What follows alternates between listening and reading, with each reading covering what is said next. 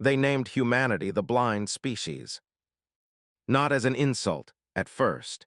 In the lexicons of the consensus, blind meant something precise, a civilization unable to perceive or project psionic resonance.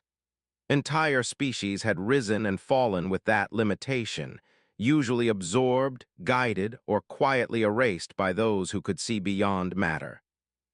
But humanity was different.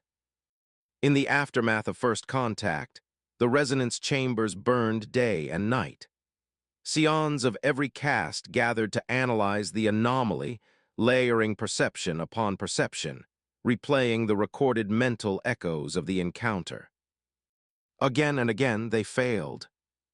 "The signal does not stabilize," interpreter Saleth reported, his membranes pale with fatigue.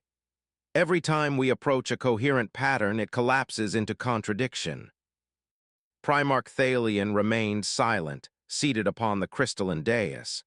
His recovery had been incomplete. The wound left by the human mind was not physical, yet it lingered like a phantom ache. "Show me," he said at last. The chamber darkened. A projection bloomed in the air, two mental signatures rendered visible. One was elegant, symmetrical, a lattice of light, an average consensus mind. The other was humanity. Or rather, an attempt to represent it. A storm of fragments, faces overlapping, words without speakers, emotions that negated themselves before fully forming, fear braided with humor, violence followed immediately by remorse, thought loops that mocked their own existence. A murmur rippled through the chamber. "This is not consciousness," one of the elders declared. "It is noise." "No," Saleth corrected softly, "it is excess." The elders turned. "Human neural scans reveal no central anchor," Saleth continued. "No dominant thread for psionic resonance to seize. Their cognition is distributed, self-contradictory. They maintain multiple internal narratives simultaneously." Thalion's eyes narrowed. "A defect of evolution." "That was our assumption," Saleth said, "but it is stable, remarkably so." They reviewed human history. War footage, art, fiction, humor extracted from suffering, lies told to oneself and believed just long enough to survive, music that conveyed emotion without meaning, meaning without structure. "They evolved under constant threat," one analyst observed. "Predators, climate instability, other humans." "And without psionics," another added. "They had no shared mental space. Every mind was isolated." Silence followed. Isolation was considered a cruelty among the consensus. Unity was survival. "They should have collapsed," an elder whispered. "Species fracture without mental cohesion." "But they didn't," Saleth said. "They compensated." The projection shifted. New layers appeared: language, symbolism, ritual, imagination. They built external scaffolding for thought: culture, myth, technology, even self-deception. Thalion leaned forward. "A self-deception?" "Yes," Saleth replied. "They lie to themselves constantly about their importance, their future, their control. It allows them to act despite overwhelming uncertainty." The Primarch closed his eyes. That explained the pain. Psionic influence relied on predictability, coherence, a stable identity that could be nudged, redirected, harmonized. Humans possessed none of that. Instead, they carried conflict within themselves, permanent, unresolved, embraced. "An incoherent mind cannot be dominated," Thalion said slowly. "And worse," Saleth added. "When we attempt synchronization, their mental noise feeds back into the network. It destabilizes nearby psions." A disturbance spread through the chamber. "They are contagious," an elder hissed. "No," Thalion corrected. "They are disruptive." The council convened. Hologlyphs flared as scenarios were debated: containment, isolation, manipulation through proxies. One option surfaced again and again, though none wished to voice it. Extermination. They cannot be integrated, an elder said. They cannot be guided. They do not even perceive our presence consistently, another added. To them, we are suggestions. Thalian rose. Humanity is not blind, he said. They see something we do not. The chamber stilled. They evolved without the crutch of unity, he continued. They endured fragmentation and called it individuality, chaos, and named it freedom. He turned toward the projection of the human mental storm. And now that chaos has brushed against our harmony and wounded it. A pause. We will not annihilate them, Thalian declared. Relief flickered briefly.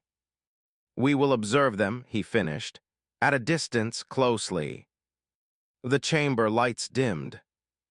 Far away on a small blue world, humanity went on arguing, dreaming, lying, laughing, utterly unaware that their greatest weakness had just been reclassified as a threat. The decision to observe did not bring peace. It brought fear. Within cycles, subtle changes rippled through the consensus. Psions reported disturbances at the fringes of their perception, brief flickers of dissonance when human transmissions were analyzed too closely. Even indirect exposure, filtered and reduced, produced fatigue. Human media is hazardous, an analyst warned during a closed session. Their narratives contain unresolved emotional loops, tragedy without catharsis, humor born from despair, contradictions presented as truths. They enjoy paradox, another added, disturbed. They celebrate it. Thalian listened, unmoving. Limit exposure, he ordered. Observe behavior, not thought. That proved difficult.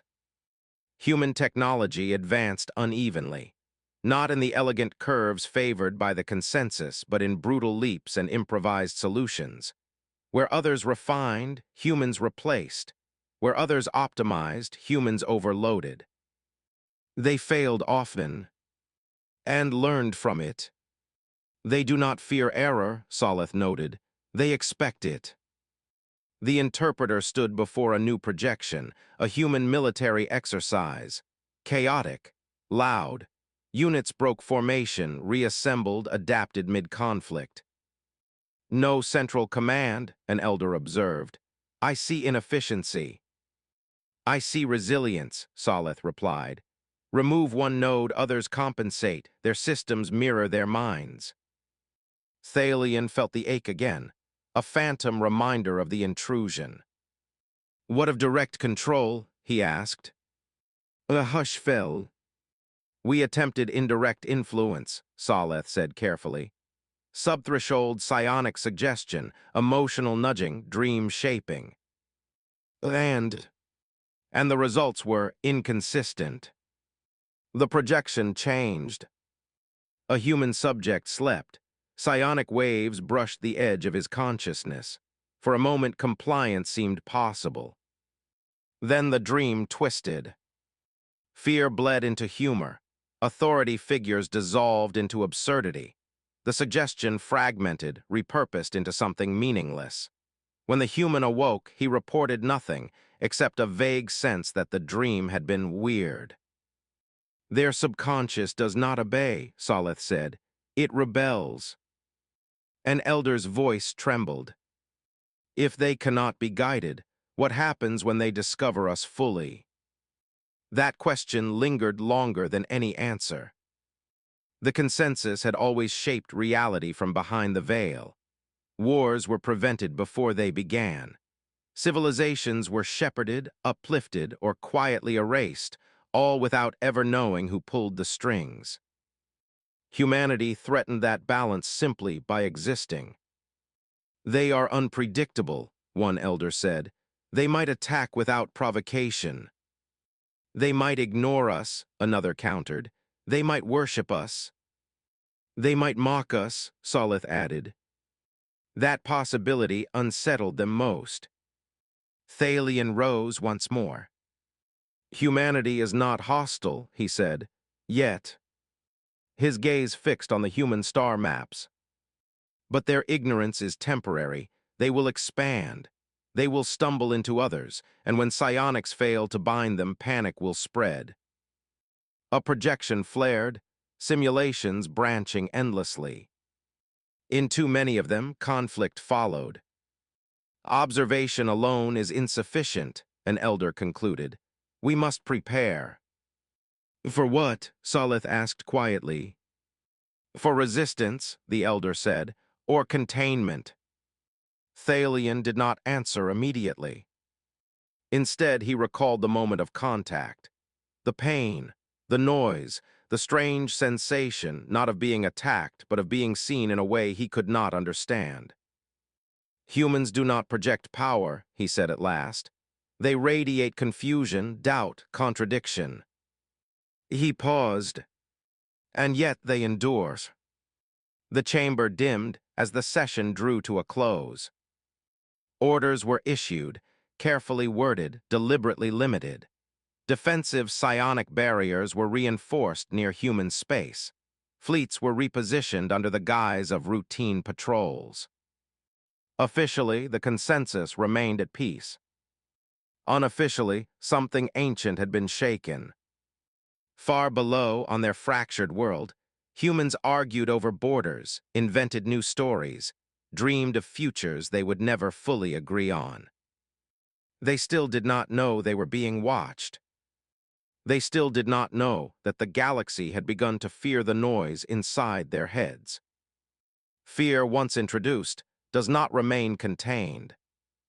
Within the consensus, it spread quietly, not through panic but through caution, through hesitation, through the subtle tightening of protocols that had not changed in millennia. Psionic training chambers reported anomalies. Young psions exposed to abstracted human data suffered migraines, disorientation, even temporary loss of resonance. The phenomenon was rare but unprecedented. Human cognition is corrosive, an elder declared. It erodes coherence. No, Salith corrected, exhaustion heavy in his voice. It exposes fragility. That distinction mattered more than most were willing to admit. For the first time in recorded history, the consensus considered the possibility that psionics were not the apex of consciousness, but merely one path among many. A path that required stability, harmony, agreement. Humanity had chosen the opposite. They survived not by aligning their thoughts, but by allowing them to clash. Internal conflict became external innovation. Doubt became momentum. Thalion addressed the high conclave alone. We believed unity was strength, he said. But unity breeds dependency. Remove the shared mind and our civilizations collapse. He gestured and a comparative model appeared. Alien societies functioned as seamless organisms, efficient, elegant, and brittle. Human civilization, by contrast, resembled a swarm of incompatible parts held together by improvisation and narrative. They do not require coherence to act, Thalion continued. Only belief, and belief for them is temporary. That unsettled the conclave deeply. If belief shifts so easily, an elder asked, how can they be reasoned with? They cannot be reasoned with as a whole, Thalion replied, only as individuals. The implication was chilling.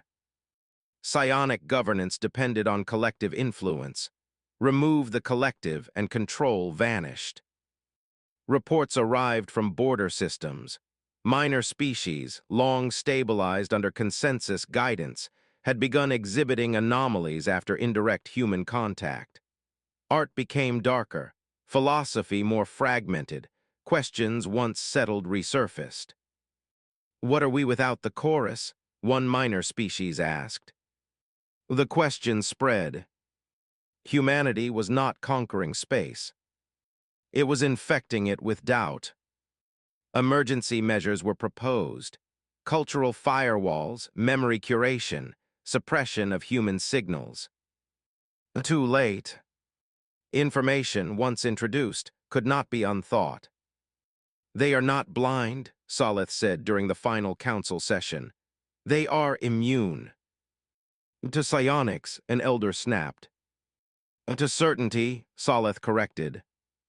Silence followed. Thalion made the final decree. Humanity is hereby classified as a cognitive outlier, he announced. All psionic dominance protocols are suspended in their vicinity. Murmurs rippled through the conclave. That is unprecedented. So are they, Thalion said. But if they cannot be controlled, then they must be respected, Thalion finished, or destroyed. No one spoke. Observation continues, he concluded, but prepare contingencies, not for their aggression, but for ours. The session ended. In private, Thalion stood alone before a dim projection of Earth. Blue, loud, chaotic. He replayed the memory one final time. The human mind. The noise. And beneath it, something he had not reported. A fleeting sensation. Not hostility. Not defiance. But curiosity. The kind that dismantled certainties not out of malice, but instinct. Thalion understood, then, why the pain had lingered. The human mind had not attacked him. It had simply refused to yield. And in doing so, it had revealed a truth the consensus had long avoided. Harmony was not the only way to exist. As the projection faded, fleets along the human frontier completed their quiet repositioning. Defensive formations officially. Unofficially, the opening moves of something the galaxy had forgotten how to name. War,